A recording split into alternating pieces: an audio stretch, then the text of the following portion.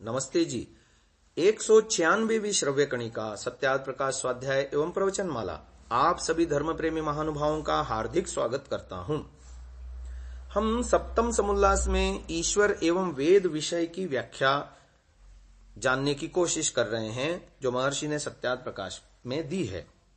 तो ईश्वर के गुणों का वर्णन चल रहा था, जिस पर स्वामी विद्यानंद जी द्वारा किया हुआ भाष्य सत्यार्थ भास्कर नामक पुस्तक में आपके सामने हम पढ़ रहे हैं।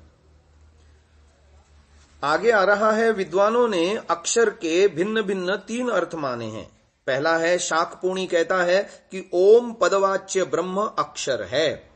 ऋग्वेदादि सब इसी सर्वोत्कृष्ट तथा सर्वरक्षक अक्षर में स्थित हैं और इसलिए नाना देवता वाले सब मंत्रों का वर्ण्य विषय यही अक्षर है, अर्थात ओम पदवाच्य ब्रह्म ही चारों वेदों का प्रतिपाद्य है। अतएव अग्नि, वायु, आदित्य, अश्विनौ आदि सभी देवताओं से वह एक ही ब्रह्म अभिप्रेत है।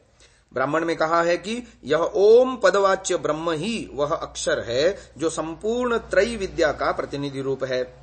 इसी प्रकार कठोपनिषद में कहा, सर्वे वेदा यत्पदमामनन्ति आदि। फिर जिसका अंतिम पद है, तत्ते पदम संग्रहेण ब्रवीम्योमित्येतत् एतद्ध्येवाक्षरं ब्रह्म एतदेवाक्षरं परम एतद्ध्येवाक्षरं ज्ञात्वा यो यदिच्छति तस्य तत्। एवं अक्षर को ओम पदवाच्य मानकर मंत्रार्थ कर दिया गया। आदित्य इति पुत्रः शाकपूर्णेः एषर्ग भवति यदेनमर्चन्ति तस्य यदन्यन्मन्त्रेभ्यस्तदक्षरं भवति। रश्मयोऽत्र देवा उच्यन्ते य एतस्मिन्नधि निषण्णाः इत्यधिदैवतम्।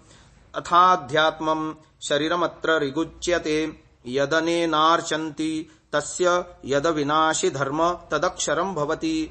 इंद्रियाण्यत्र देवा उच्यन्ते यान्यस्मिन्नधि निषण्णानि इत्यात्म प्रवादाः। शाकपूर्णी का पुत्र अक्षर का अर्थ आदित्य करता है। यह आदित्य ही ऋक् है क्योंकि इसकी पूजा करते हैं। इसी तरह ऋच धातु से आदित्यवाची अर्क शब्द सिद्ध होता है। उस आदित्य का जो अवयवों से भिन्न संपूर्ण रूप है वह अक्षर है। एवं इससे विदित होता है कि प्रस्तुत मंत्र में आदित्यावयव ऋक् हैं और आदित्य अक्षर है। इस पद पक्ष में देव रश्मियां हैं। एवं मंत्रार्थ इस प्रकार होगा, यस्मिन् परमे व्योमन अक्षरे, जिस उत्कृष्ट और सर्वरक्षक आदित्य में ऋचः विश्वे देवाः उपनिषेदुः, संपूर्ण आदित्य अवयव और सब रश्मियां अधिनिहित हैं। अर्थात जिस आदित्य का प्रकाश तथा ताप आदि अपना है और जिसमें चंद्रादि लोकों की प्रकाशक किरणें विद्यमान हैं, यह तत् न वेद, जो उस आदित्य के विज्ञान को नहीं जानता। ऋचा किम करिष्यति, वह आदित्य अवयव से क्या करेगा, अर्थात वह सूर्य के प्रकाश और ताप आदि से कोई विशेष लाभ नहीं उठा सकता। ये तत्विदुः, अपितु जो विद्वान उस आदित्य को जानते हैं, ते इमे समासते, वे रोग आदिकों से रहित होकर सम्यक्तया चिरकाल तक जीवित रहते हैं। यह मंत्र का आधि दैविक अर्थ है। अब तीसरी बात, अध्यात्म में इसका अर्थ इस प्रकार होगा, जिस उत्कृष्ट और सर्वरक्षक जीवात्मा में सब मनुष्य शरीर और सब इंद्रियां अधिनिहित हैं, जो उस आत्मा को नहीं जानता, वह इस शरीर को धारण करके क्या करेगा, अर्थात ऐसे मूढ़ मनुष्य का शरीर धारण करना नितांत निष्फल है। परंतु जो इस आत्मा को जानते हैं, वे जन्म मरण के आवर्तमान चक्र से छूटकर मोक्ष लाभ करते हैं। इस पक्ष में मनुष्य शरीर ऋक् कहता है क्योंकि इसी के द्वारा परमेश्वर की उपासना की जा सकती है। अन्य किसी भी प्राणी शरीर में जीवात्मा ईश्वर उपासना नहीं कर सकता। उस शरीर का संबंधी जो अविनाशी धर्म वाला है वह अक्षर है और इंद्रियां देव कहलाती हैं। यह पक्ष आत्मवादियों का है। अक्षरम न क्षरति क्षीयते वा अक्षरम भवति। अपने ऋग्वेद भाष्य में इस मंत्र के अर्थ में भावार्थ में ऋषि दयानंद लिखते हैं, जो सब वेदों का परम प्रमेय पदार्थ रूप और वेदों से प्रतिपाद्य ब्रह्म और जीव तथा कार्य कारण रूप जगत है, इन सबका आधार अर्थात ठहरने का स्थान, जिसको हम कह सकते हैं अंग्रेजी में बेस, ठहरने का स्थान आकाशवत व्यापक परमात्मा और जीव तथा कार्य कारण रूप जगत व्याप्य है। इसी से सब जीव आदि पदार्थ परमेश्वर में निवास करते हैं। और जो वेदों को पढ़ के इस प्रमेय को नहीं जानते, यानी ईश्वर को नहीं जानते, वे वेदों से कुछ भी फल नहीं पाते। और जो वेदों को पढ़ के जीव कार्य कारण रूप जगत और ब्रह्म को गुण कर्म स्वभाव से जानते हैं, यानी पृथक पृथक जानते हैं, ईश्वर के गुण कर्म स्वभावों को पृथक जानते हैं, कार्य रूप जगत को और कारण रूप प्रकृति को पृथक जानते हैं, और जीव की सत्ता को पृथक जानते हैं, वे सब धर्म अर्थ काम और मोक्ष को सिद्ध करके आनंद को प्राप्त करते हैं। महानुभावों, प्रत्येक वेद मंत्र किसी न किसी देवता की स्तुति करता है, परंतु वेद प्रतिपाद्य ये सब देवता एक महादेव की ओर संकेत करती हैं।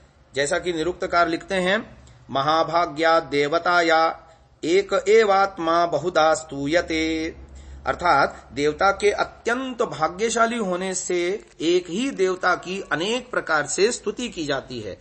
वह देवता कौन है? इसका उत्तर देते हुए निरुक्त के परिशिष्ट में कहा गया, अथैष महानात्मा सत्वलक्षण तत्परम तद ब्रह्म, अर्थात वह महान आत्मा ही परमात्मा है, वही ब्रह्म है।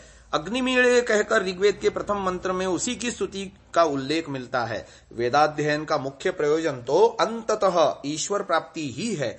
समस्त ऋचाएं उसी परम सत्ता का अवबोध करने के लिए हैं। इसीलिए ऋषि दयानंद ने ऋग्वेदादि भाष्य भूमिका के प्रतिज्ञा विषय में कहा, नैवेश्वरस्यैकस्मिन्नपि मंत्रार्थेत्यंत त्यागो भवति, अर्थात वेद के एक भी मंत्र में उसके ईश्वर परक अर्थ की उपेक्षा नहीं करनी चाहिए।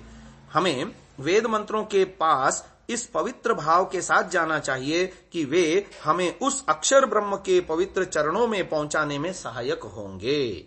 यदि ऐसा नहीं होता तो वेद का पढ़ना व्यर्थ है। यस्तन्न वेद किम ऋचा करिष्यति का यही अभिप्राय है।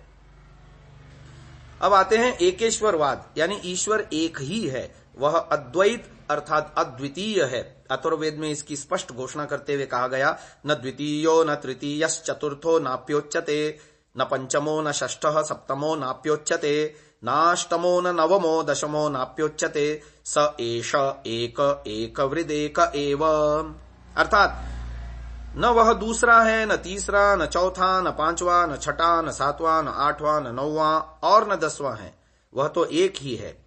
सजातीय विजातीय स्वगत भेद शून्य, वह एक ही है।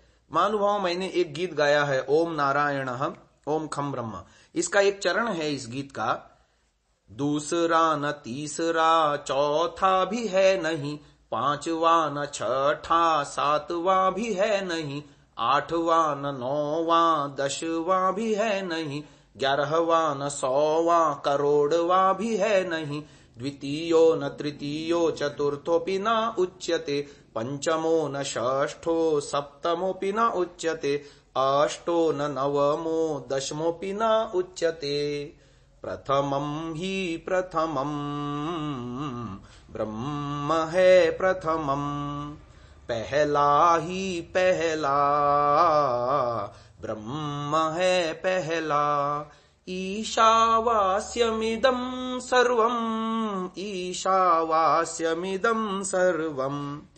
तो ये अथर्ववेद के उस मंत्र का ही अनुवाद था जो हमने आपको काव्य रूप में भी सुना दिया कि ईश्वर दूसरा तीसरा चौथा पांचवा छठा सातवां आठवां नौवां और दसवां नहीं है, वो पहला ही पहला है, यानी एक ही है, अद्वितीय है, उसके जैसा दूसरा कोई नहीं, या अपने जैसा भी दूसरा ईश्वर नहीं है, यानी सजातीय विजातीय स्वगत भेद शून्य, वह एक ही है।